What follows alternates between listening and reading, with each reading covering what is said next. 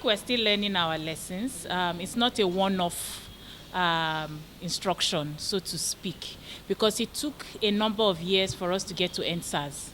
NSAS was a culmination of years and years of reports, complaints, agitations by the people. And what happened on 20th of October shook us in ways that it has not happened before, because these were defenseless people, young people who were facing nothing else but the toll gate. And yet their government security forces fired at them. I think that's what shook us beyond everything else we've experienced. And that is why the lessons that we are learning today is how do we organize as a people? How do we do so safely and securely?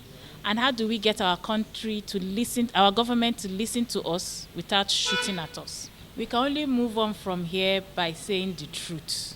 People have spoken, but we've chosen to listen to the government without listening to all actors in the process. I think it's not just one side of the story that should be told. Amnesty International verified information received from victims, from survivors, but also from family members and those human rights defenders that were on the ground.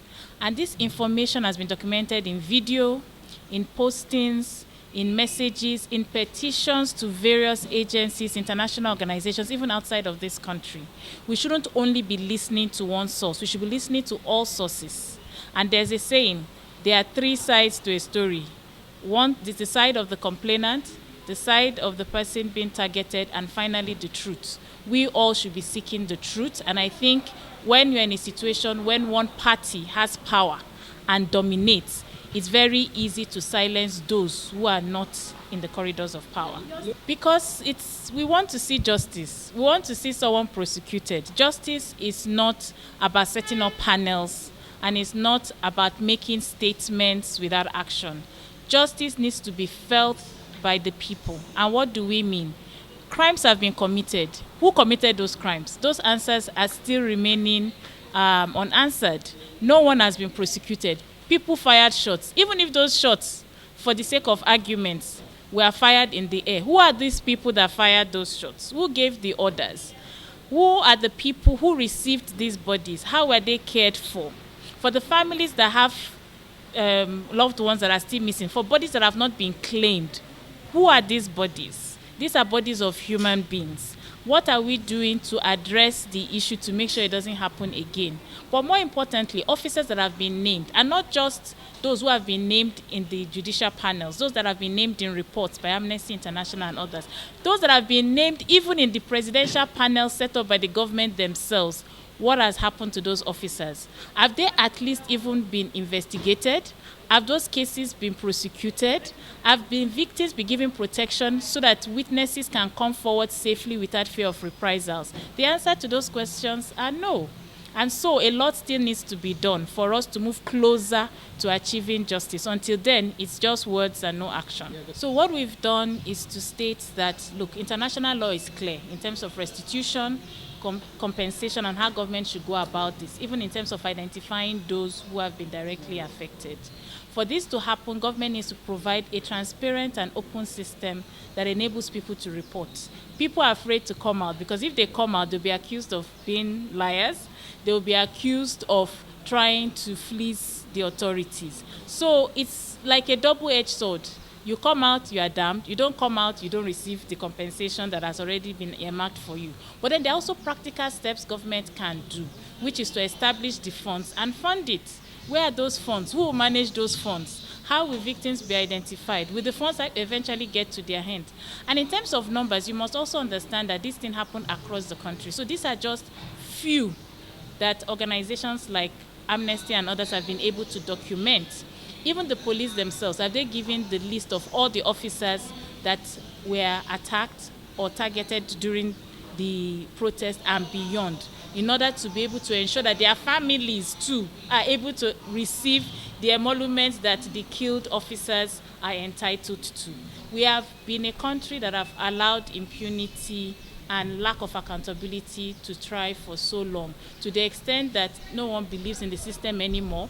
And so the only way government can get trust is to begin to make actual steps and let people see it happen. Not that we see someone will take a picture with of a check, then at the end of the day, they are not able to receive the funds that have been promised to them. Well, as far as we are concerned, nothing fundamentally has changed. All the reforms that we have agitated or that Nigerian people have agitated have not been carried out with all sorts of sincerity and seriousness and commitment as it should be. So that is why, as far as we are concerned, we have not seen those fundamental changes, especially in terms of police brutality, extortion, and corruption in the security sector. You could see that as a result of the security, corruption in the security sector, you could see how the whole country have been thrown into a serious threat of insecurity because of corruption in the security sector. Only this week, a report of allegation was also made that even the Nigerian Air Force had to pay bribe to bandits to ensure that they did not bring down the president's aircraft, even though the Nigerian Air Force, they have denied.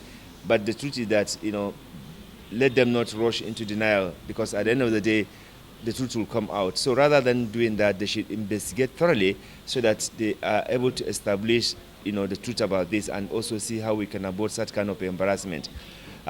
So the reforms that Nigerians were looking for have not been addressed. You could see that the same personnel that were involved in the SARS are the same personnel that are being retained in the police, which means that nobody has been sanctioned, nobody has been punished, nobody has been warned for all the brutality and the atrocity they committed. That's number one. Number two, even the reforms we are looking for in terms of the security personnel, in terms of promotion, in terms of the welfare of the security so that they can be motivated and do the right thing, has not been carried out. Again, you could see that the corruption, the unemployment, the lack of or total deficit of governance at local, state, and national level has not also been addressed. So the NSAS protest is accumulative, of various, deficiencies and anger and frustration and maladministration in the country. That is what led to the actually NSAS protest. So it is not, a political protest. It is a protest that, as a result of issues that have consumed Nigerians, that Nigerians have become so helpless, so worried that, their right and their lives is meaningless.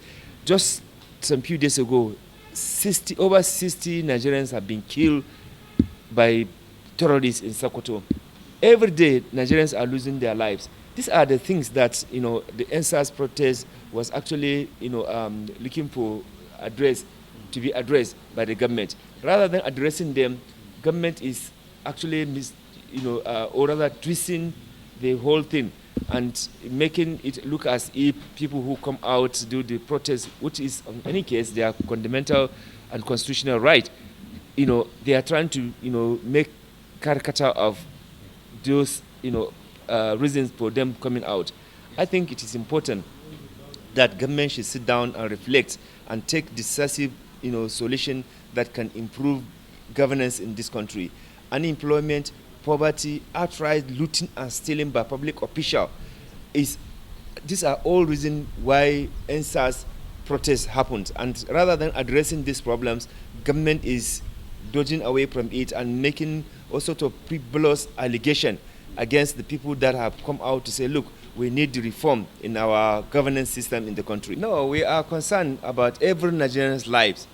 That is why Amnesty International had issued statements severally condemning the attack on the security facilities, the prisons, the police station, and what have you, even on the ongoing crisis that is going on even in the East. So we are not in support of any Nigerian losing his life or her life. We only want to make sure that there's also justice, there's accountability in the way and manner government operates. You cannot have security that are supposed to be protecting lives and properties of Nigerians, and they now turn and end up killing and maiming and destroying and blackmailing and tarnishing the good image of Nigerians who come to demand for social justice. So this is the reality. Thank you very much. Thank you very much. What happened during the exam? On the 20th of October, that was last year, during the exam, I was the one leading the endsars in Bogota. So during the process of leading the endsars, the police came to us. They tear gas us. When we want to go and recompage, they saw me because I was putting on endsars in PDT. So the man got to the victim or the took me to the police station. After getting to the police station, they said I should pull the shirt. That I shouldn't wear the shirt and tell them that it's not possible. That I can't take off the shirt. So I was giving the victim my life. And they stole my phone, they collected my wallet. And after many pressure from outside and everywhere, they have to release me 12 midnight. After beating me up that I want to cause problem in the country, I'm part of the people that cause this problem. It wasn't a very funny experience. Though ours were not being attacked by thugs but by the police themselves.